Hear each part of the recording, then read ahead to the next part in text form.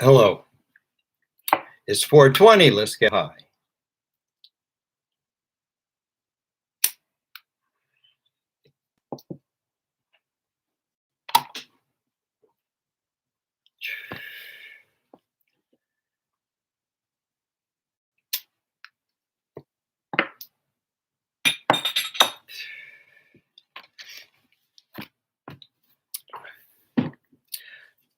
So, how you doing? I've been spending the last couple of weeks reading from my soon-to-be published book, Zohar, Beyond the Black Hole. And where we're at is the last piece of chapter 8.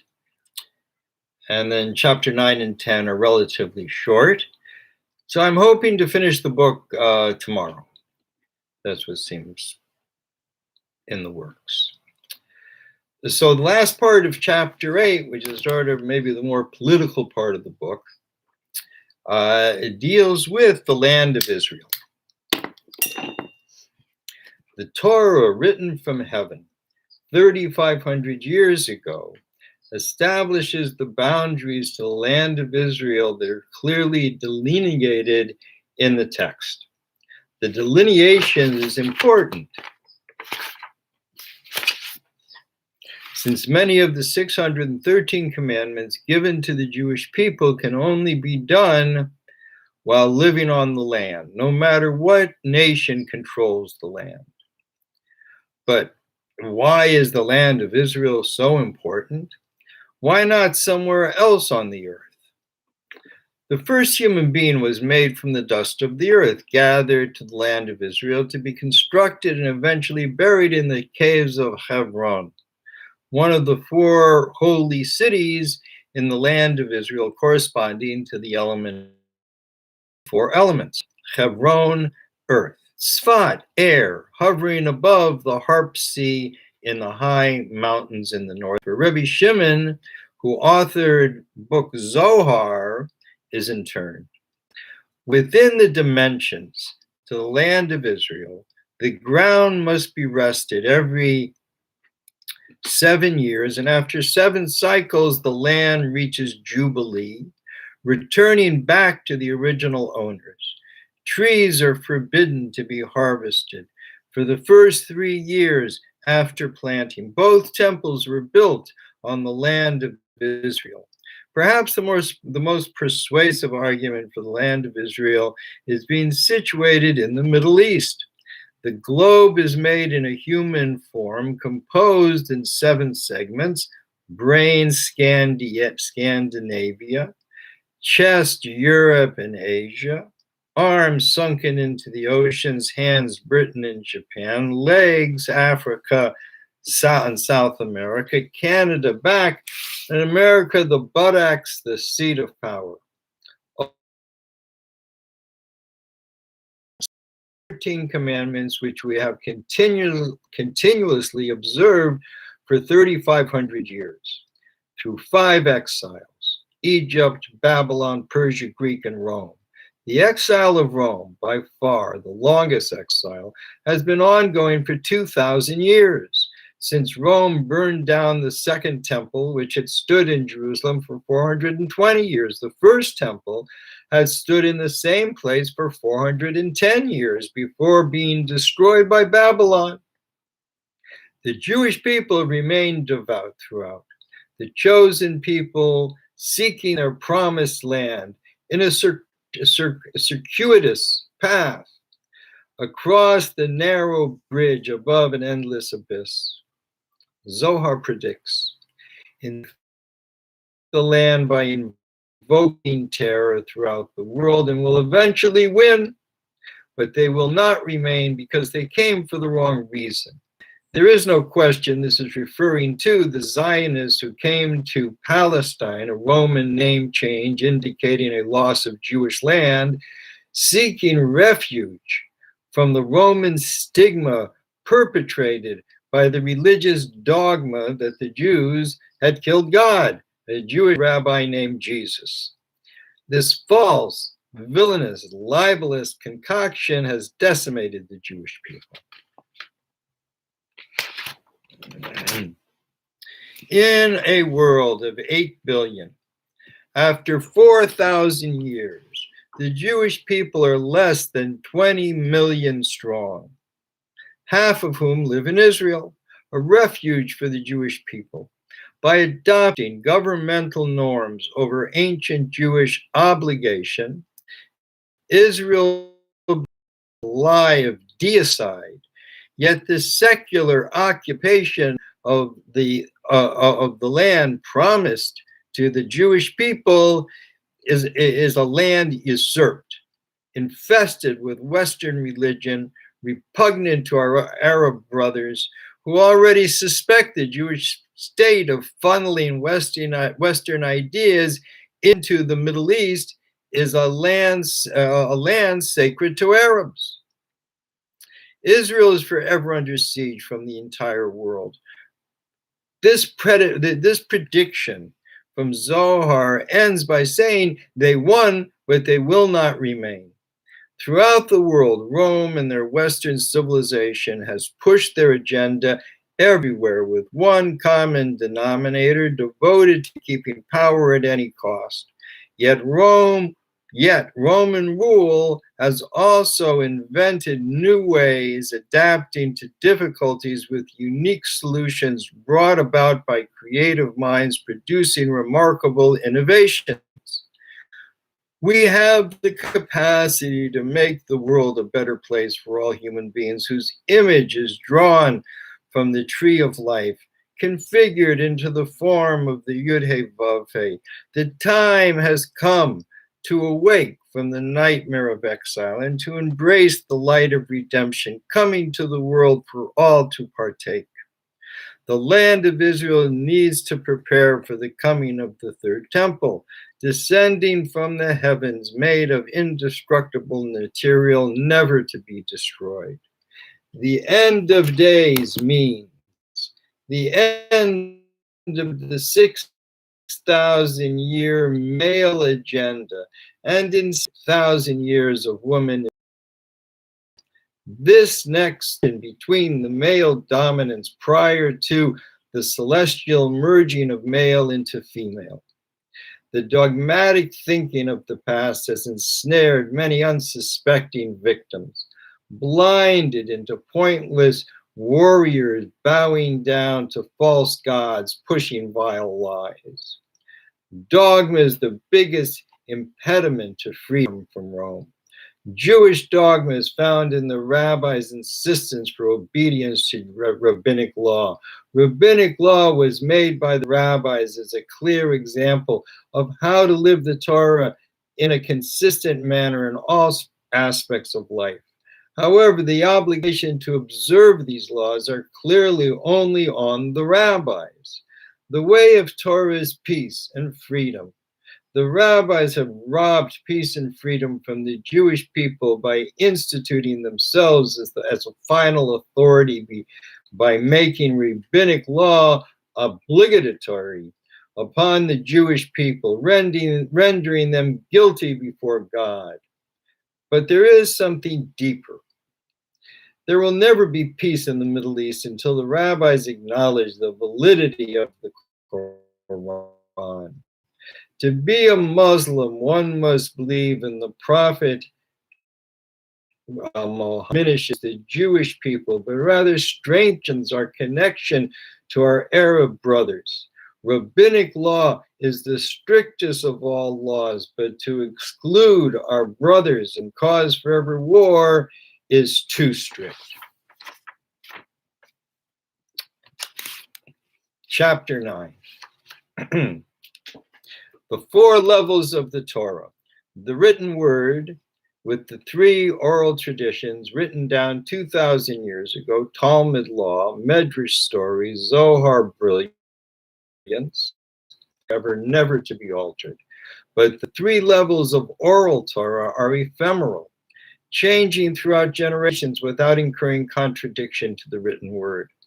Revealing the element of fire through Zohar divulges the soul of creation, reaching into every facet, into the jewel of life. Science has recently come to acknowledge what they identify as dark matter, scattered in clumps throughout the universe, as a fifth dimension. And they are right.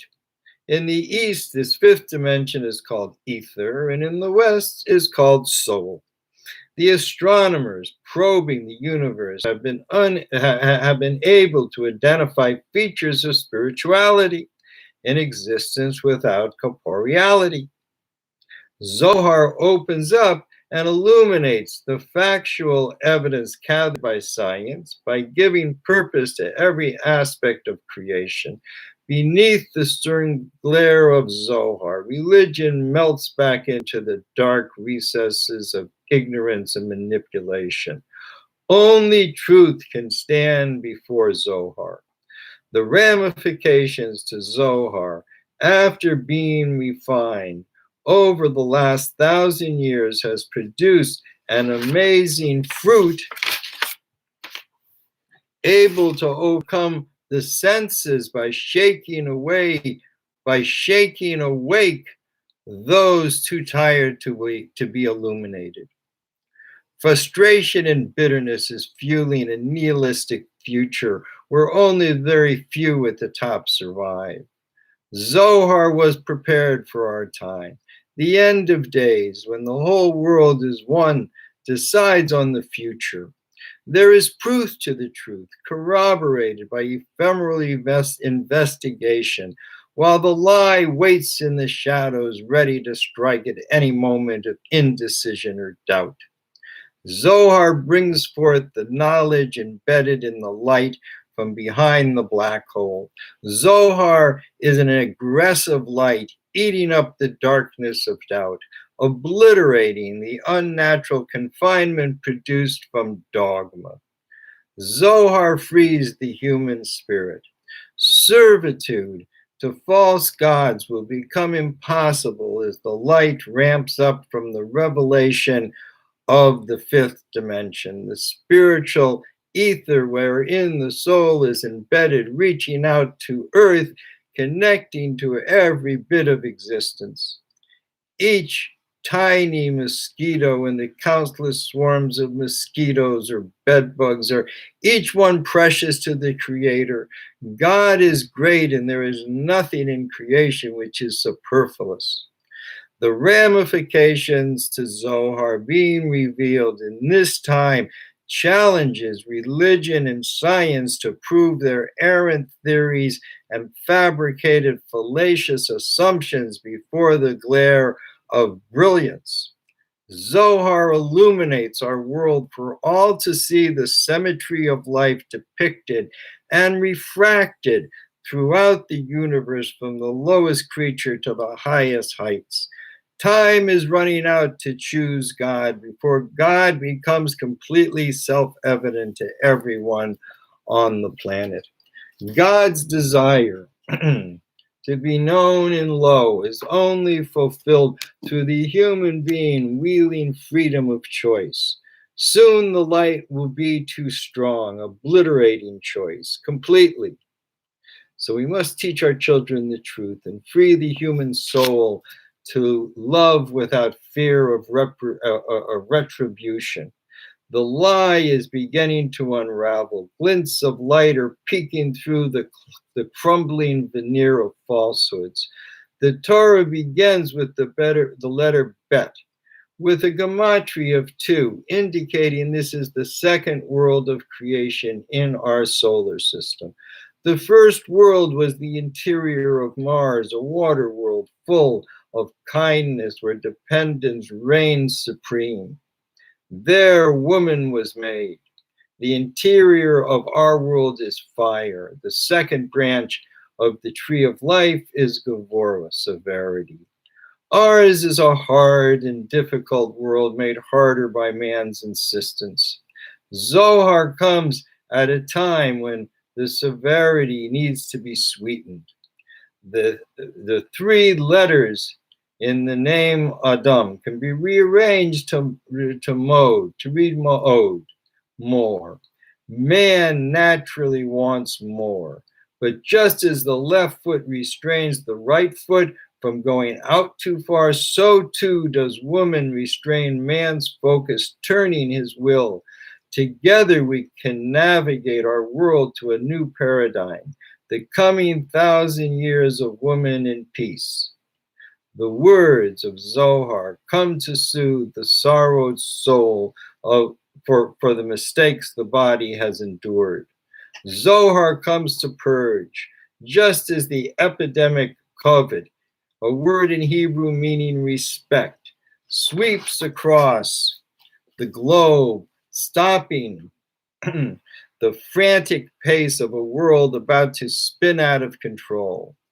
Those wanting to rule the world know how to exploit chaos. The global bandits know how to turn people into slaves, a well-practiced dance for millennium. The light Zohar from the other side of the black hole illuminates while demanding covet respect. Each person in the world should bend the knee to the Creator in simple acknowledgement and thanks to the Creator and Sustainer of creation. Light illuminates, but respect demands humility. Love and respect are the right and left hands of God holding humanity close. The lies melt away beneath the light. Those perpetrating the demand for more will slink away humiliated.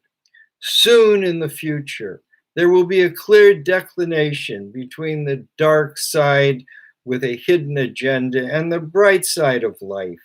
Teaching our children throughout the world to seek the light makes the world brighter. The second cycle of life does not need and was never meant by the Creator to be this hard. This is too hard.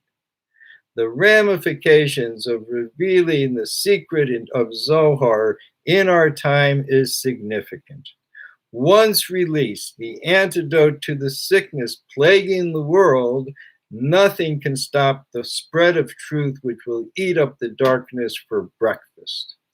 This process is undefinable by creed, doctrine, or dogma, as the creator of this phantasmagorical creation is knowable by the puny human intellect or high level of spiritual cognition. The best we can do, like a cow staring at the moon, fascinated by the light, wondering, what is it? God wants to be known in low. We are the lowest generation just prior to the culmination. Time has come to know the Creator of creation. Science must adapt.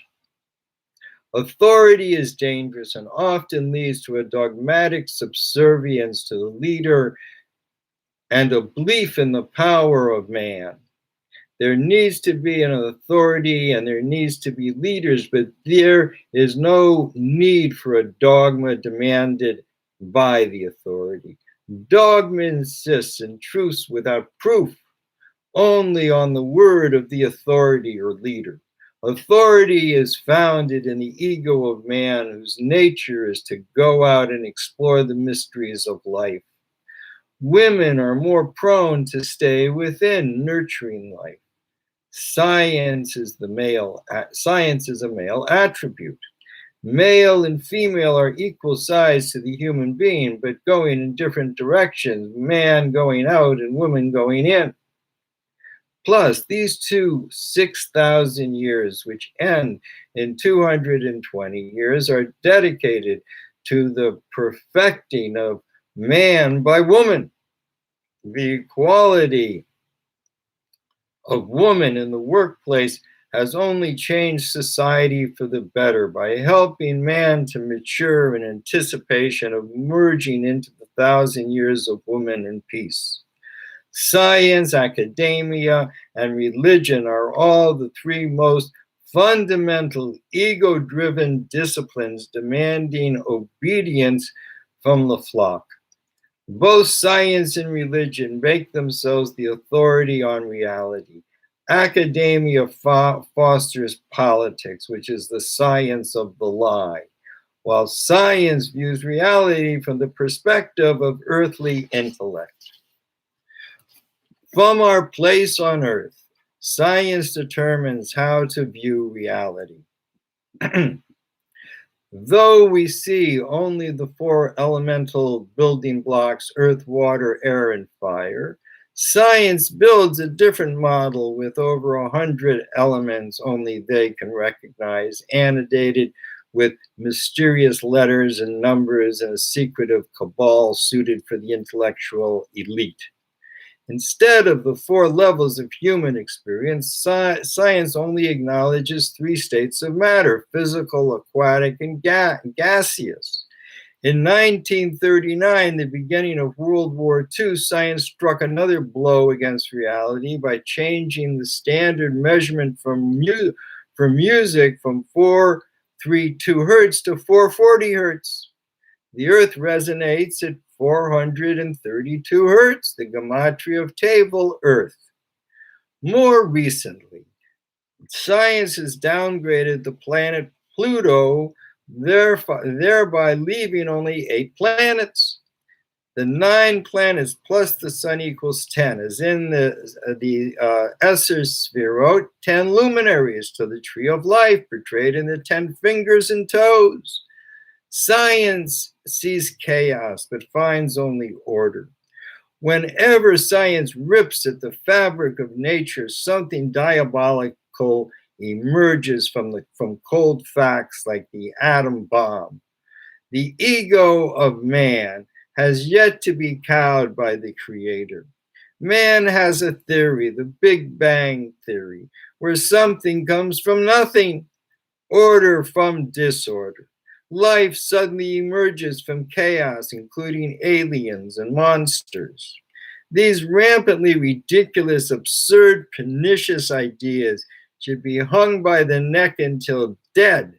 A more nihilistic theory has never been composed, harboring hidden, deleterious effects on the human psyche, inflicting the human mind with these absurd ideas, these baneful, braggadocious, bullish excrement is completely beyond belief, yet people believe. The human being is vulnerable, easily seduced and manipulated. Having been barred from heaven by religion, the vulnerable human being looks to science, whose undeniable facts are forced to fit into errant theories which have a subtle way of skewing the truth, leaving the believer of such absurdities in dire danger of depression. Only the truth can turn the oceanic tide against these false gods who steal from heaven in an attempt to rule the earth. This is why Zohar was meant for our time, an absolute proof there is observable structure present throughout the universe, an irrefutable design from the Creator who created creation through a logic begetting cause and effect. The religious idea of creation instantly being born out of nothing is as detrimental to human spirit as is the Big Bang Theory, where something comes out of nothing. God wants to be acknowledged for creating creation and also being constantly involved in every aspect of creation at every moment in creation. Time is plotted by science as an incremental line, adapted to the Roman religion. But time is not a line, rather a spiral, coming to conclusion soon. Now, in the end of days, when the 6,000 years of male endeavor merges with the coming 1,000 years of woman and peace, prophets throughout the globe, particularly the prophetic books, the Torah and the Quran, is what keeps the human spirit tethered to heaven. Authorities demanding respect by imposing obedience place themselves between the truth and the people in a much the same way politicians are imposition in democracy. Science must adapt to the truth. God is not spiritual nor physical. There is nothing God cannot do. Nothing is out of the reach of the Creator who creates moment by moment to fulfill the primordial desire to be known in the depth of time and space on a little chunk of rock taken from beneath the throne of the King of creation, building a pebble into our world and placing Earth precisely so the moon would perfectly eclipse the sun in a miracle of nature. We believe what we do not know. Those unaware of the truth believe in something else. Children need to be taught the truth, not some scientific, religious, bullish excrement based on theories or lies. From the onset of a child's first innocent question, where are we?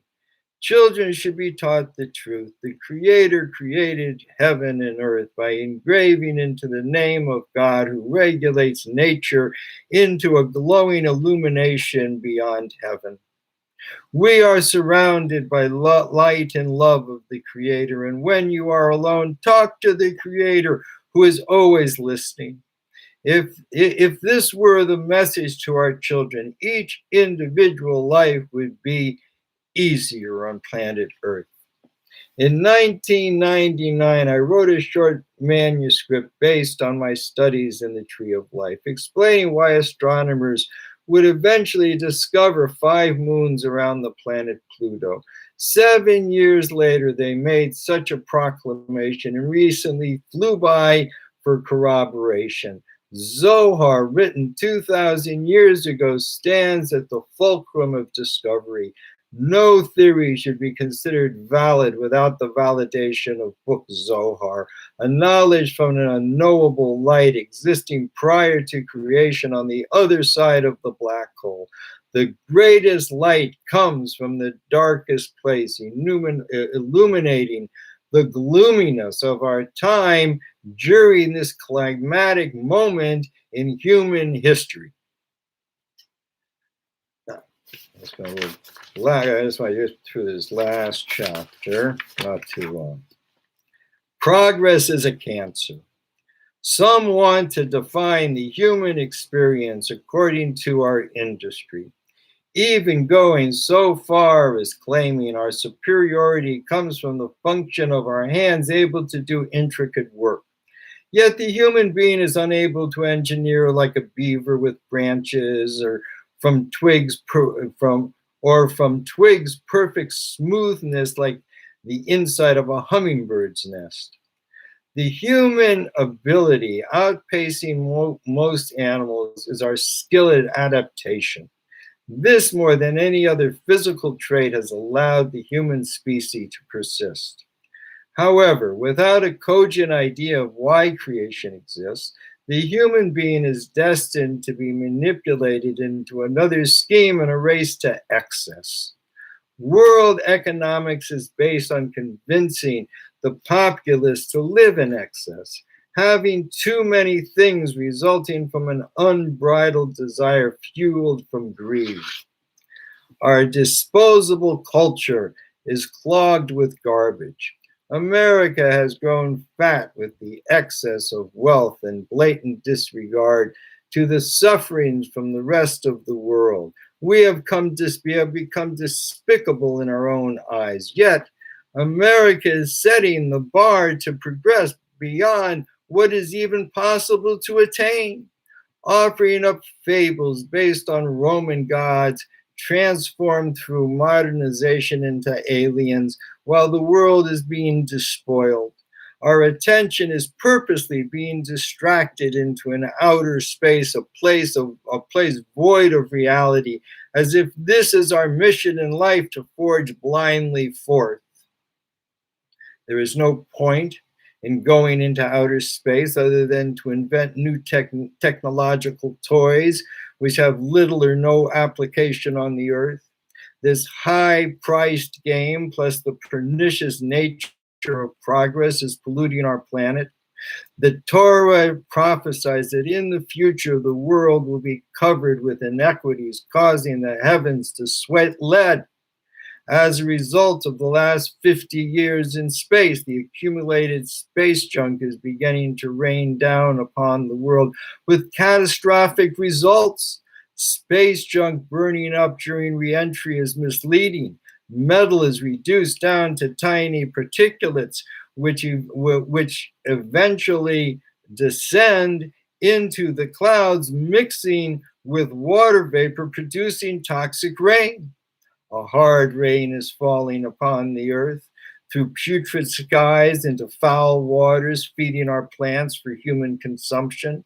Progress has not been focused on human betterment, but has instead become a metastasizing cancer consuming the consumer. After the Jewish people built the golden calf, Moshe took the idol and crushed the thing into dust, then mixed the powder with drinking water to test the people. Those who were guilty died. But in our time, when we are all guilty of this horrible excess, the false god of technology is transformed into a rampant plague, disregarding the innocent. Progress cannot keep up with the cancer because progress is a cancer.